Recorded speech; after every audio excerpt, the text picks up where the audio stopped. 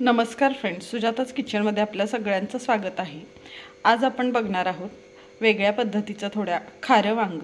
तर चला बघूया त्यासाठी लागणारं साहित्य। मी मीडियम आकाराची अशी 4 वांगी घेतलेली आहेत। एक कांदा घेतलाय बारीक कट करून, 3 ते 4 हिरव्या मिरच्या घेतलेल्या आहेत, मोठ्या मोठ्याच कट करून घेतलेल्या आहेत। लसूण घेतलेला आहे 7-8 कुड्या, थोडंसं शेंगदाण्याचं कूट, कोथिंबीर घेतलेली आहे, मोहरी, जिरे, हळद आणि फोडणीसाठी हिंग आणि चवीनुसार मीठ। तर आता सगळ्यात आधी आपण वांगी कट करून घेऊया। आपण आधीच्या रेसिपीमध्ये पण बघितलेलं, आपण वांग्याचे देठ पूर्ण नाही काढत, अगदी थोडासा देठ काढलेला आहे आपण वांग्याचा, बघू शकताय तुम्ही। काटे पण नाही काढणार आपण वांग्याचे। आता मधून बरोबर 2 भाग करून घेऊया वांग्याचे। आणि हे असं वांग कट केलं की याच्यामध्ये आपण 3 स्लाइस करणार आहे, एकदम पातळ, बघू शकताय तुम्ही। अशा प्रकारे आपण हे वांग कट करून घेणार आहे।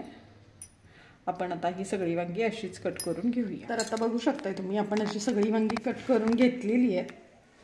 इथं गॅसवर आपण एक कढई तापवून घेतलेली आहे, त्याच्यात थोडंसं तेल टाकूया, 1-2 चमचे, जास्त नाही टाकायचं। आता तेल थोडंसं तापलं की एक अर्धा चमचा मोहरी छान तडतडू द्यायची।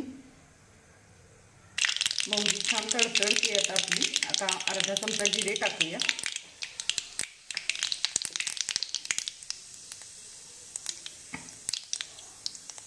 अगदी किंचितसा हिंग, आणि आपण ज्या मिरच्या घेतलेल्या आहेत कट करून त्या टाकूया।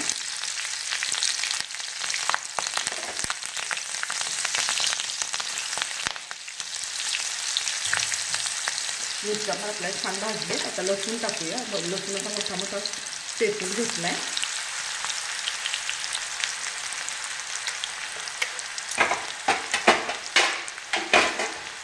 आता कांदा टाकूया, जो आपण बारीक कट करून घेतलेला आहे, आणि आता हे छान सगळे तेलात परतून घेऊया। कांदा तेलात व्यवस्थित भाजला तरच भाजी छान लागते, नाहीतर कांदा खूप असा विचित्र लागतो, कचकच भाजी खाताना। कांदा आपण व्यवस्थित भाजून घेऊया। आता याच्यातच 1 चमचाभर मीठ टाकूया, म्हणजे कांदा लवकर भाजेल आपला। आता कांदा पण आपला तेलात छान भाजलाय। मगाशी सांगायचं राहून गेलं, कढीपत्ता टाकून घेऊया आपण।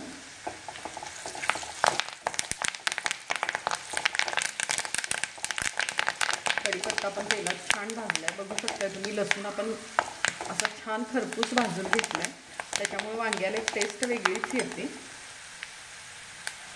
आता आपण थोडीशी हळद टाकूया,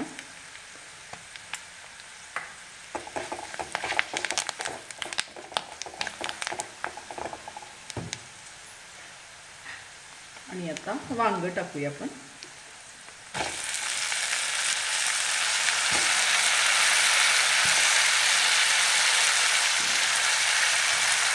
गॅस मोठा करून आपण वांग व्यवस्थित असं परतून घेऊया तेलावर, एकसारखं मिक्स करून घेऊया हे।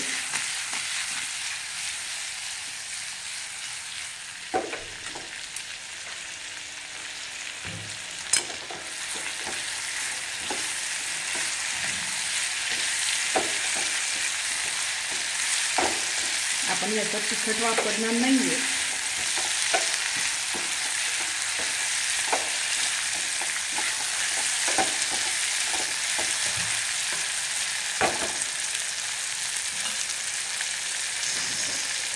अगदी किंचितसा गरम मसाला,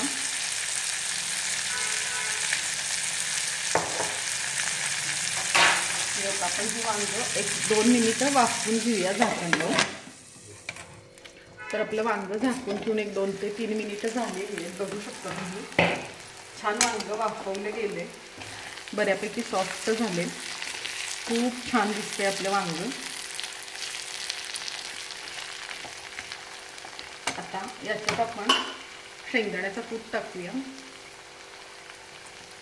आपण दुसरं काही वाटण वगैरे टाकत नाहीये, त्यामुळे 1-2 चमचे शेंगदाण्याचा कूट आणि अगदी थोडीशी कोथिंबीर टाकूया। थोडी कोथिंबीर आपण नंतर टाकणार आहोत। आणि आता हे पुन्हा एकदा मिक्स करून घेऊया छान। आपण ह्याच्यात पाणी घालणार नाही आहे. हे वांगं आपण असंच वाफेवर शिजवणार आहे. वांगं शिजायला फारसा वेळ पण नाही लागत आणि वाफेवर शिजवलेल्या वांग्याची टेस्ट खूप छान होते. तर आता आपण अजून 1-2 मिनिटे हे वांगं झाकून ठेवूया. तर आपलं वांगं वाफवायला ठेवून आपले सुरुवातीपासून 3 ते 4 मिनिटं झालेली आहेत. बघू शकता तुम्ही वांगं छान सॉफ्ट झाले, शिजले आपलं वांगं. बघू शकताय. खूप असं गिर नाही शिजवायचं, नाही तर छान नाही लागत. थोडंसं कच्चं असेल तरच वांग्याची टेस्ट छान लागते भाकरीबरोबर. तर आता हे आपलं वांगं झालेलं आहे. आपली जी राहिलेली कोथिंबीर आहे ती आपण घालून घेऊया याच्यात.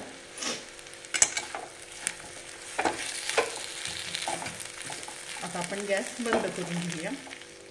तर फ्रेंड्स, तुम्ही बघू शकता आपलं हे खारं वांगं तयार आहे. अगदीच सारखा मसाल्याचा शेंगदाण्याचा कुटाचा कंटाळा आला असेल तर ही वेगळी रेसिपी नक्की ट्राय करून बघा. खूप छान लागतं टेस्टला भाकरीबरोबर. डब्याला वगैरे एकदम छान रेसिपी आहे ही. नक्की ट्राय करा.